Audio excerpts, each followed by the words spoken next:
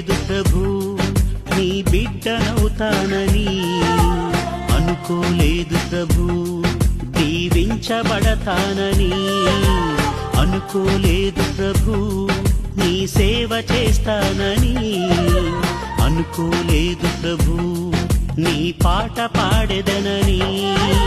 చాలును దేవా నీ కృప, చాలును దేవా